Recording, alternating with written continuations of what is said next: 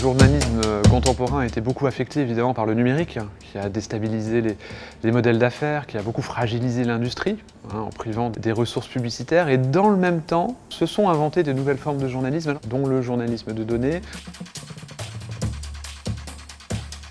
Le data journalisme, peut-être pour commencer, une petite définition. Il s'agit pour des journalistes d'utiliser des moyens de calcul et des données pour produire l'information. C'est-à-dire, le principe général, c'est que plutôt que de se reposer sur des calculs ou des expertises faites à l'extérieur du journal, il s'agit pour les journalistes de produire eux-mêmes l'information en faisant donc des calculs, en faisant des traitements qui peuvent être statistiques, qui peuvent être des traitements informatiques, de visualisation, etc. Alors, des exemples notables, peut-être le plus spectaculaire et qui sera le plus connu, ce sont les investigations faites par l'ICIG, évidemment le consortium international des journalistes d'investigation, notamment les Pandora Papers, les Offshore Leaks, etc.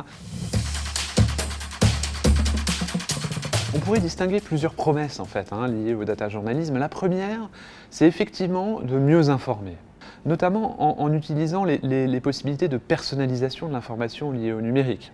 L'idée, c'est que chaque lecteur, chaque citoyen puisse, sur un sujet donné, accéder à des informations qui le concernent directement. Il y a ensuite une seconde promesse qui est celle de contrôler davantage les gouvernants.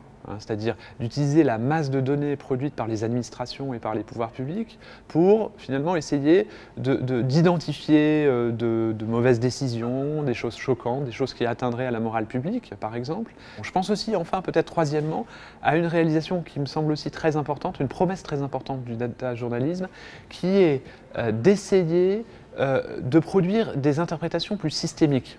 On le voit bien en ce moment d'ailleurs avec tous les débats, notamment liés au féminisme et au caractère systémique de ces discriminations. Et bien là, la démarche, à travers les outils de calcul, c'est d'essayer d'identifier encore une fois des tendances générales, des patterns qui produisent la réalité sociale.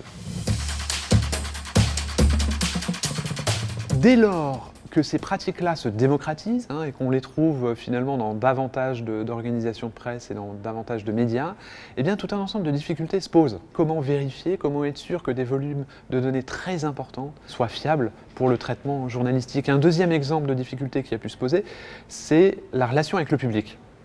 Que faut-il faire avec ces données? Est-ce qu'il faut juste, par exemple, les diffuser? Est-ce qu'il faut faire des sujets finalement assez classiques, mais qui seraient appuyés sur des données? Qu'est-ce qu'on peut faire? Comment impliquer le public dans cette forme particulière de journalisme? Je vous donnerai juste un exemple du Los Angeles Times, qui en fait, en 2010, a lancé une plateforme sur laquelle elle diffusait tout un ensemble d'informations standardisées sur les homicides. Et ce qu'ont fait les journalistes de manière très intéressante, c'est qu'ils ont essayé d'impliquer le public et les résidents dans une espèce d'interrogation et d'enquête collective sur les causes de la violence. Le journalisme de données, comme d'autres formes de journalisme, finalement investissent beaucoup la technologie. Et il y a cette idée un peu générale qui est que ce sont les technologies numériques qui vont sauver le journalisme. Évidemment, la technologie en elle-même ne fait pas du bon journalisme, loin de là. Le nerf de la guerre de cette forme de journalisme, c'est surtout le fait de trouver des pratiques de travail qui soient ajustées à ces technologies et qui permettent de fabriquer un journalisme avec un impact démocratique plus important. Ces formes de journalisme-là imposent finalement un travail plus collectif, notamment l'exemple que je prenais tout à l'heure de l'ICIG est très révélateur, puisque là on construit des partenariats finalement dans le monde entier entre des journalistes de médias très très différents, et donc ça met l'accent sur des formes de collaboration très, très importantes.